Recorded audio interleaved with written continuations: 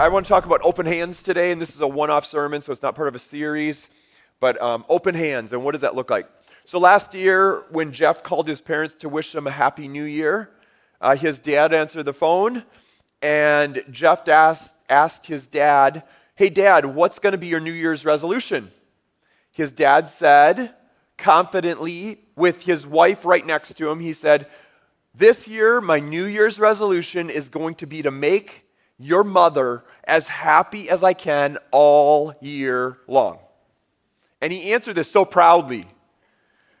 And then Jeff got in his phone with his mom and said, "Mom, what is your resolution for this next year?" And she said, "I have one resolution. It's to see that your dad keeps his New Year's resolution." So it's time again, that time of year. According to pollsters, about 35% of Americans make a New Year's resolution. 35%. Actually, the number goes from 30 to 40, and I just said 35. Okay, so you guys know the 5 most popular resolutions? You're way ahead of me. Let's start with 5. 5 is taking up a new hobby, learn something new. Number 4 is get out of debt. Number 3, enjoy more quality time with family and friends. 2, stop doing something, specifically smoking, drinking, etc. And you guys guess the number 1. It's either lose weight or get in better shape. Lose weight, get in better shape. It's between the two. And yet we know from experience that by early spring, most of us forgot what our resolutions were, yet alone kept them. Now, last year I made 5 resolutions, and I'm proud to say that I kept every single one of them. All 5. I kept them in an envelope in the top drawer of my desk in my office. Okay. So here's this, the stats say this. The stats say that 9 to 12% of people that made a New Year's resolution last year kept it. And actually that they kept 9 to 12 for like the whole year pretty much. They said that they were successful at completing that. And that statistic probably reflects why there's been a drop in Americans by 25% in even making a New Year's resolution since the year 2005, okay? So, but even when we do keep our New Year's resolutions, oftentimes, and actually I would say the top 5 reasons or 5 most popular things that people do for New Year's resolutions, those things never get behind the real issues of our life. They're very surfacey, but they don't get behind what's happening. We want to lose weight and we want to stop smoking, but we don't want to deal with why we're overeating or drinking too much. Does that make sense? In other words, our resolutions are limited to our outer world versus the inner issues going on in our lives. And that's an issue, right? Now, you know what I'm talking about, the outer you. So let me talk about the outer you, your skin, hair, face, body. The inner you, your character, your heart, your spirit. The first is temporary, the second lasts forever. Forever. In 2 Corinthians 4:16, Paul, turn there in your Bibles, 2 Corinthians 4:16. You can look on your phones. Paul talks about the outer you. He says this, "Do not lose heart, though outwardly we are wasting away, yet inwardly we are being renewed day by day. For our light and momentary troubles are achieving for us an eternal glory that far outweighs them all. So we fix our eyes not on what is seen, but what is unseen, since what is seen is temporary, but what is unseen is eternal." Now, I don't know if you caught it, but the very beginning of that says, outwardly we're wasting away. Now think about that. Outwardly we're wasting away. Super pleasant thought. Let me just throw it up. Outwardly we're wasting away. Great thought, right? If you have any doubts whether this is true, just look at the person next to you. From the age 25 on, certain things start to happen in our bodies, right? Like your bones lose their calcium, Skin loses its elasticity. Age spots begin to multiply. You lose your brain cells. Do you know that you lose 10,000 cells a day? Crazy. Weight starts shifting from the north and south poles of your body towards the equator. Hair stops growing where you want it to and boldly grows where no hair has grown before. I knew I was full-blown wasting away when I got not one, but 2 nose hair trimmers for Christmas. That's when I knew that I was full-blown wasting away. As Paul says, whether we like it or not, outwardly we're wasting away. I know some of you guys are like in your late 20s, early 30s, and you're thinking on some subconscious level, that will never happen to me. I will never grow old like you, John. Never. That's what you're thinking. And those of us who are older want you to know and understand that it will happen to you. It's going to happen to you, and frankly, we're all going to be happy when it happens to you. No, I'm kidding. Listen, you can do whatever you want to the external. You can. You can do whatever you want. You can exercise and eat right and sleep enough and have the right work-life balance. But Paul's statement here is just true. Outwardly, we're wasting away. This happens to us. Now, needless to say, it's difficult when the outer you isn't what you wish it once was. Especially we live in a culture that so much focuses on the external and the outer appearance. But God sees things so much differently. Did you know that? Like God sees things so differently than we see. 3,000 years ago, God sent a prophet. His name was Samuel to anoint somebody who would be king over Israel 2,900 years ago. And basically, God gives Samuel the address and the name of the man's father, Jesse, but he doesn't give him the name of the future king. And guess what? Jesse has 8 sons. So Samuel goes to identify the new king. So when Samuel arrives as prophet of God to the house of Jesse, he sees one of Jesse's sons. He sees a really impressive guy. And so guess what? He naturally thinks this is the next king. But here's what he says. Samuel says, "Surely this is the Lord's anointed. Surely this is the right guy. He's impressive from a human perspective." And then but read on. "But the Lord said to Samuel, 'Don't judge by his appearance or height, for I have rejected him.'" The Lord doesn't see things the way we see them. People judge by outward appearance, but the Lord looks at what? The heart. But the Lord looks at the heart.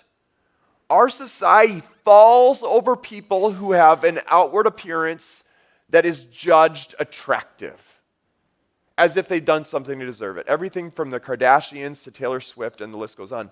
Even our kids' stories from the time we were little teach us this. You know that Snow White and Sleeping Beauty? Men fall in love with them while they are comatose. Not for their wonderful personalities. They're comatose and men fall in love with them. I'm serious, guys.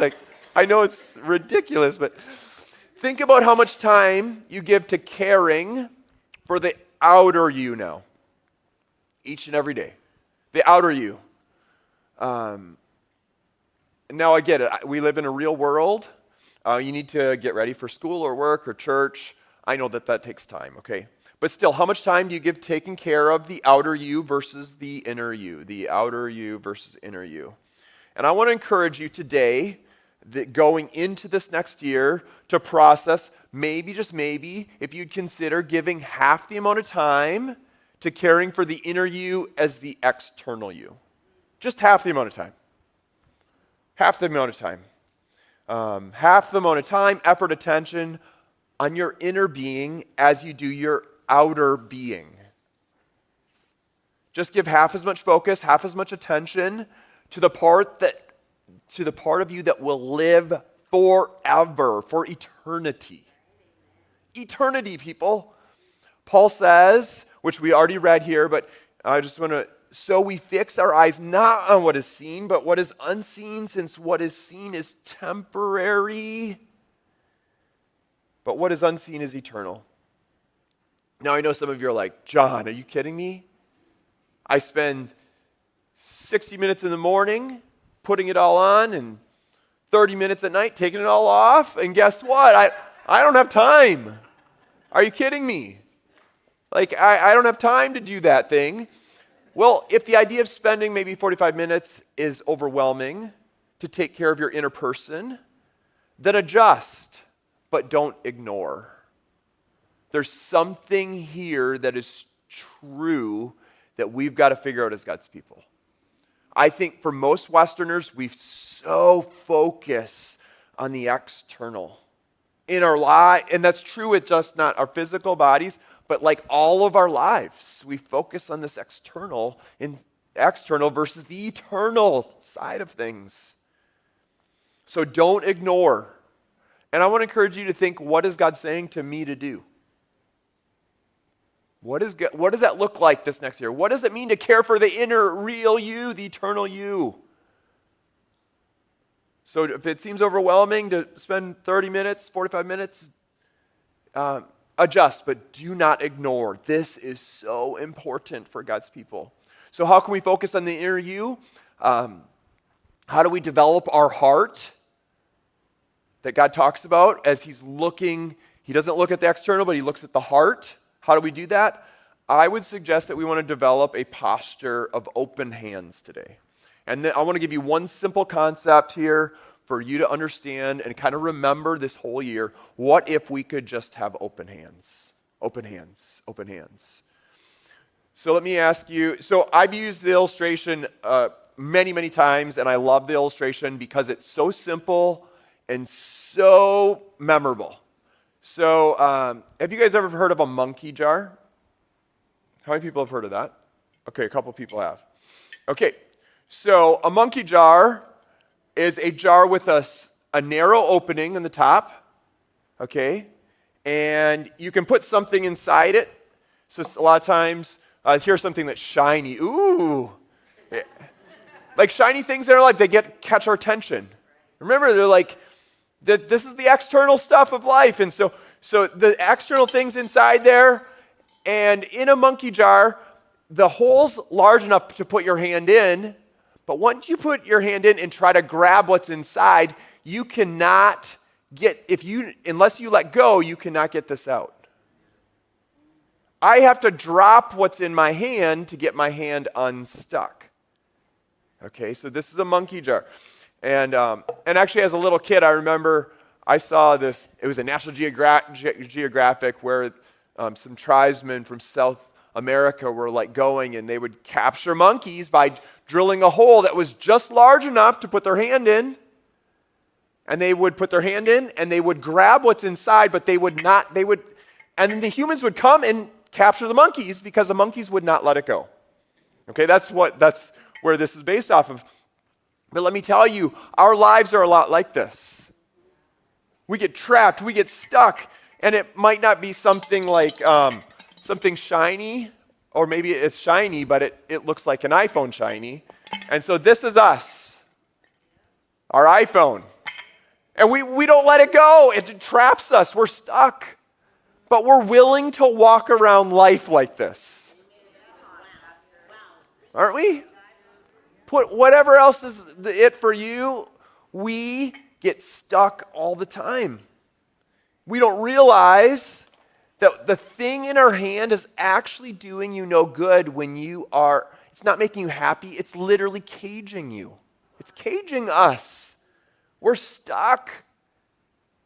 If you let it go, you will experience freedom, joy, life again, community again. But guess what? The monkey in nature will not let it go. And will we, as God's people, will we realize, oh, that's not good for me? That's unhealthy. That's not right. There's a way of freedom, and this is not it. Literally, I cannot get my iPhone out of here with my hand around it. I can't do it. I have to let go, then I can take my hand out. It's that simple. It's that simple, guys. In spite of all of our education, in spite of all our experience, will we or will we not find freedom? And it's just up to us, right? And throw anything else in there. Throw all the other shiny things of life in there. It's pretty easy to get our hands stuck in the monkey jar, even though we know these simple truths. And today's like a simple truth day, right? It's just, we already know this stuff. And so I want to talk, as we continue, how do we actually keep our hands open then? If this is the thing that we should not do, closed hands around stuff, how do we just keep our hands open? And I want to talk about, we can simply do that by two basic concepts, by giving and serving. Giving and serving. John 3:16, we read this. We read, "For this is how God loved the world. He gave." God loved the world by giving, okay? His one and only Son, that everyone who believes in him will not perish but have eternal life. God sent his Son into the world not to judge the world, but to save the world through him. What a beautiful scripture, right? Probably the most famous scripture that we have. You see, God so loved the world that he gave. Why? Because giving is what love does. Giving is what love does. Love expresses itself in giving. Okay? Giving is the heart of God. Giving is what God is into. So many people don't understand that God's not a taker, but God is a giver. Think about that concept. Okay? In the ancient Mesopotamian cultures where the Bible is written, there were all kinds of stories about the small g gods that they worshipped. And guess what? Each one of those gods, they were takers. And they had stories about human beings being created by these small g gods to be their servants and to give them food and to satisfy their cravings for this or that. Why? Because the small g gods were takers. They took. They were constantly taking, okay? That's what all the stories revolved around. And yet, in the midst of all these stories, we read in the earliest pages of Genesis, we read this. We read God is generous. We read, this is God, I have given you every seed-bearing plant. I've given. The very beginning of the first book of the Bible, I have given, God says, every seed-bearing plant throughout the earth and all the fruit trees for you, and I have given you every green plant, and it goes on. God gives. We read it in John 3:16. We read it in the beginning of the book that God gives. God's been giving since the very, very, very beginning. And in James 1:16, we read this. James says, "So don't be misled, my brothers and sisters." He doesn't want them to misunderstand the nature of God, that God's not a taker. And he goes on, whatever is good, James says, whatever is good and perfect is a gift coming down from God, our Father, who created all the lights in the heavens. He never changes or casts a shifting shadow. Wow, that's awesome. That's so good. You see, God's generosity isn't just good. It's continual. It's ceaseless. It keeps going. It's unstoppable. God's goodness. He's a giver. Our God, the God that we sang to and worshiped earlier, is a giving God. And each and every day, whether we're conscious of it or not, God is giving and giving and giving. Why? Because he's a loving, giving God. And I know it doesn't always feel that way, as though we're on the receiving end all the time, because sometimes life is really, really hard. Yet what made this season that we just celebrated the very best Christmas for God is that he got to give his one and only son. Like as a baby, as an infant to the world, God gave the best gift of all.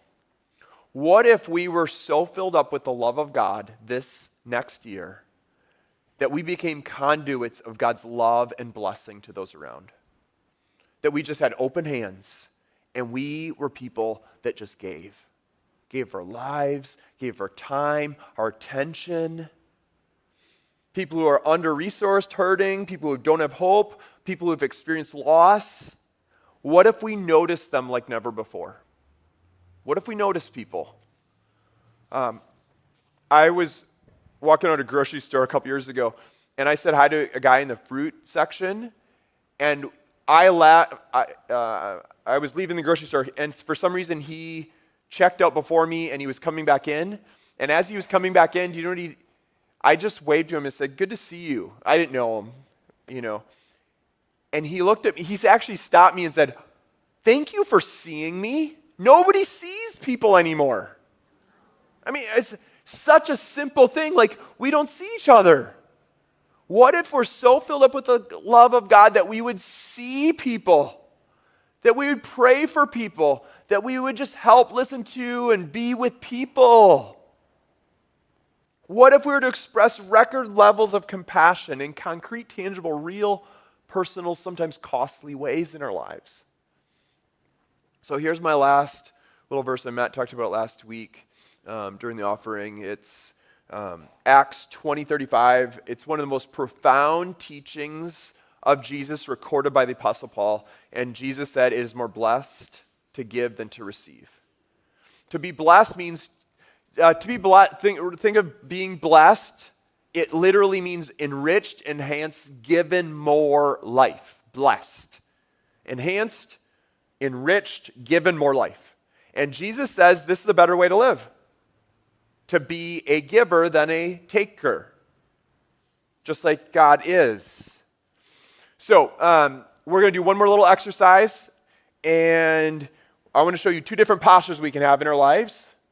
One is a posture of giving. The other is a posture of taking. Okay? So, let's start with the posture. Just put your hands open on your palms. Just like this. This is the posture of giving. Palms up, okay? It's a posture of not holding on, not grasping, not clinching, not striving, but letting go, serving, and giving, right? This is the life of the open hands. And this is what I'm going to ask that you consider doing this next whole year. Just open hands. Open hands. This is the life of open hands before God. And this is saying, God, you are so giving. Every good and perfect thing in my life is from you. And so I'm going to live a generous life that reflects your giving heart. Okay, now I want you to be the taker. So clench your hands, your fists real tight, and hold them together. Now you're the taker. Clutch your fingers. Yep, make up that fist. Keep holding that for a minute. This is a picture of hoarding, hanging on. Gotta have it. It's mine, mine, mine. Notice how this positions you relationally. Relationally. Okay, think about how does this, do you know what this does, open hands? If this positions you relationally by caring, expressing love and compassion, open hands does. You know, keep your fists closed, guys. No, you're not ready yet. If you have open hands, do you know what that does? Your hand's ready to put a hand on a shoulder and encourage somebody, to pat them on the back, to give somebody a hug, right? To give, to be the hands and feet of Jesus. Do you know this positions you relationally? Yeah, you're ready to punch somebody in the face. That's what this. Okay, you can let go now. Here's what Jesus is saying here. It's more blessed to do this than to do this. It's more blessed to do this than this. It's a better way.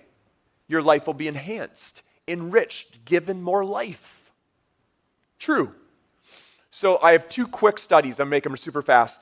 One study is a study of teenagers. One study is a group in their 80s, okay? So the first study was done in students, and they were divided into two groups. One of the groups had to tutor kids at church and school. So they're volunteering to tutor kids younger than them. The other group didn't do anything. No volunteering, no serving, okay? And the students in the serving group were less like, think about this, all they did was serve in the church context and in the public school context.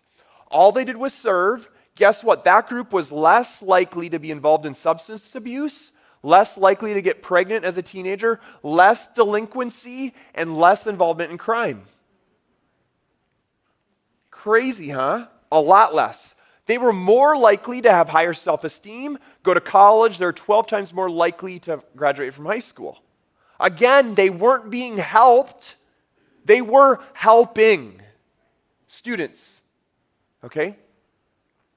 Jesus knew what he was talking about. It is better to give than to receive. Here's the other study. Older folks in their 80s who volunteered at church with children.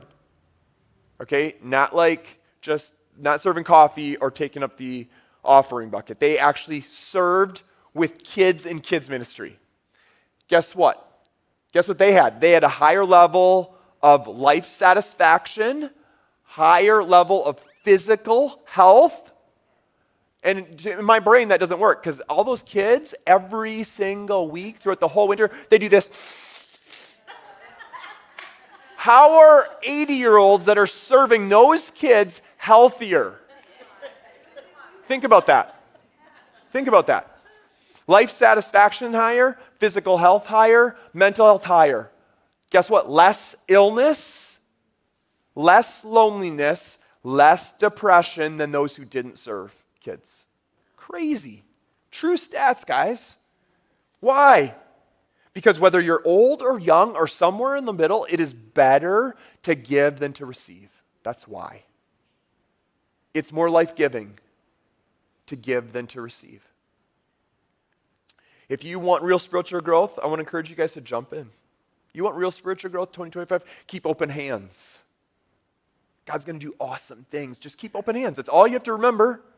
Keep open hands. You'll find your spiritual life growing by leaps and bounds. When your hands come out of the monkey jar, when they come out of the monkey jar, God is at work, and your hands open, and your life will be blessed. Remember what blessing means? It means enhanced, enriched. You will become a blessing. You will be the hands and feet of Jesus in this world. So let me give you 3 calls to action today. Number 1, and these are kind of a summary of just the teaching today. Number 1, adopt a posture of living with open hands. Practice giving and serving. Just practice that. Keep a posture of open hands. And just so you know, I want to encourage you to think through how do you live that out and how do you remember it next week? So whether it be the monkey jar, for me, sometimes I write notes and I'll put them in certain spots. For me, I just write open hands. It's a reminder of this concept in my life. So adopt this posture of living with open hands. Practice giving, serving. Jesus said it's better to give than receive. What type of giving and serving sounds fun to you? Can you just do that? Whatever sounds fun to you, or maybe doesn't make you can't do that. Whatever that is, go for that. And just do that stuff. And it opens your heart and life up, okay? Number 2. So I always think about New Year's resolutions, guys, and I always have a tendency to say, part of me says, yes, go for it, and part of me is like, will we follow through with them? But I think that they're kind of a good thing, especially when we do them before God. And we include God and say, God, what would you say? What's the resolution that you're doing in my life today? So make a New Year's resolution, something along the lines of spending time every day developing your inner spiritual life. The heart stuff would be super amazing, I think. And just take that to the Lord and say, God, what about the inner life in my life could I make some resolution For some of you, it could be as simple as, you know what, I'm going to get to church every week instead of sleeping in. Or sometimes it could be as simple as, okay, I want to do the reading, the Matt online devotional thing that Pastor Matt made. Or whatever it is. But think about, how do we develop the eternal part of our lives? Eternal. This year, our church devotionals online, which we already talked about. Remember, we tend to treat the symptoms and not the root. Let's work on this. So maybe it's just 10 minutes a day, 15 minutes a day, whatever that is. This is not meant to be legalistic. Only do what you can enjoy. It will grow into desire as time goes on. Okay? Can I mention one more thing? This is important. Thank you for giving me permission. But this is important. Can I just talk to those people that are old, like me, that are older than 50? Just for a minute. Younger people, just hold on. Do you know that if you're over 50, you're the least likely to do a New Year's resolution? You're like 3 times less likely than the 18 to 29-year-olds. Wow. And I was reading this book the other day. It's called God is Indestructible. And when I read it, it like blew me away. Here's what it says. It says the average Christian goes spiritually backwards over time. The average Christian doesn't go forward spiritually, but backwards spiritually over their lifetime. And do you know that this is taken from a survey of 2.7 million Christians around the globe? It's not wrong. That's the problem with it. It makes me sad. It makes me want to cry. That we as God's people, where we're, over time, our relational connection with Jesus is actually going down. Like, that's not okay. No, that's the average, but we don't have to be average, do we? We don't have to give in to status quo. We can do things differently. You can do things differently this year. This year, guys. So make that commitment. Make that commitment. What is God calling you into that's going to develop your inner spiritual life this year? What is it? Okay? Now, all the young people turn back on. Okay, number 3. Jump into a ministry team and serve. If you don't make your unique contribution to the body of Christ, it will not be made. You were made for kingdom life and kingdom activity. You can see all the different opportunities we have at our ministry fair, which is in the announcements, and that's January 11th. And I want to encourage you now to say, you know what, I'm going to sign up for something on January 11th. I'm going to do that. I'm actually going to get in the game. I'm not going to be a taker. I'm going to be a giver this year.